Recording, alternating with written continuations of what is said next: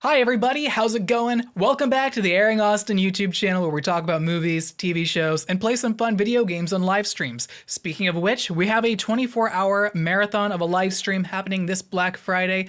Be sure to check it out. Schedule will be linked in the description below. All right, with that out of the way, let's go ahead and talk about Napoleon. Napoleon is a movie directed by Ridley Scott and follows the character of Napoleon himself. He's a real historical figure who had lots and lots of just drama. He was a conqueror. He was also an emperor, but he also had a lot of public marital affairs, and so it kind of made me feel a little distraught for this character. I thought to myself, you are literally a commander of an army.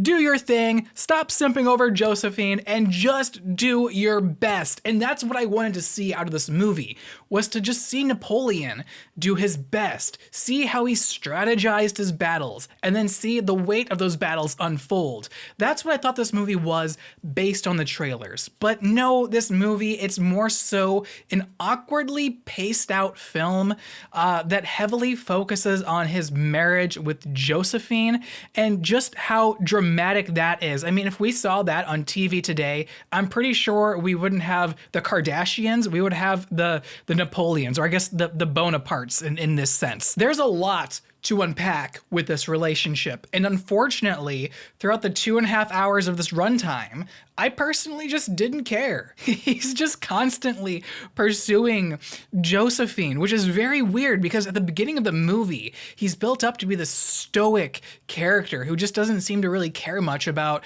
anything unless if it's getting his jobs done in the sense of being a part of this army and winning his massive battles. And that's not to say that the actors didn't do a good job here. Joaquin Phoenix, he is amazing in this role. I don't necessarily think that this is his specific role meant for him. I kind of feel like I could see anybody in this role, but with what he did in this position as Napoleon, I thought it was acceptable. It was good. I always love seeing Joaquin Phoenix performances. And then there's Josephine, played by Vanessa Kirby. I wasn't totally enthralled by her character, but I was able to see Josephine over the actor who played Josephine. I guess Napoleon needed something to make him go on and be successful, kind of have a rock in that of Josephine.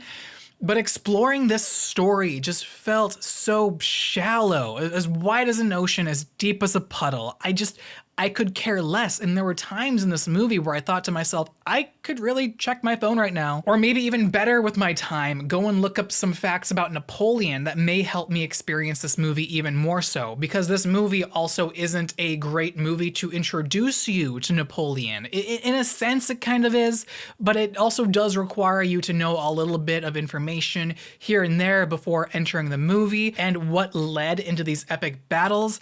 I just really wasn't all too sure why we were even there in the first place for a vast majority of them. All of a sudden, I'm seeing a scene of Napoleon shoot at the pyramids, which I heard that may or may not have happened. I do like how they actually went over that, because it's like, well, from the perspective of Napoleon and having a Napoleon complex, it could have very much well happened through his perspective, or did it even happen at all because of him? It makes you ask those questions, and it makes you wonder more so about Napoleon than really any other character. And I mean, the movie is called Napoleon, so it gets right to the point.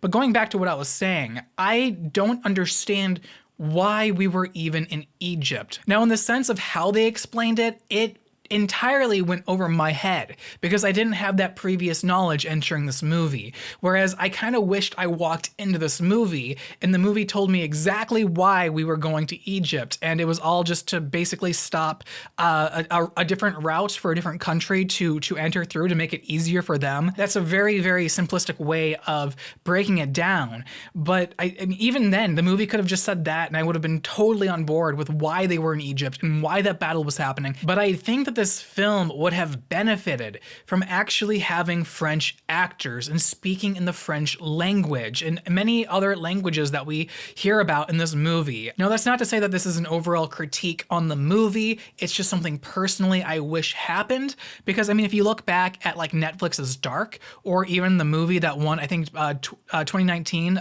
Best Picture, Parasite, those movies are entirely in other languages. They do quite well, and they win so many awards, and the sense, the culture, it draws you in. It allures you more to the story and connects you with these characters. It's just in the sense that Ridley Scott had a vision, and I just don't think it was executed to the degree of where it could have been.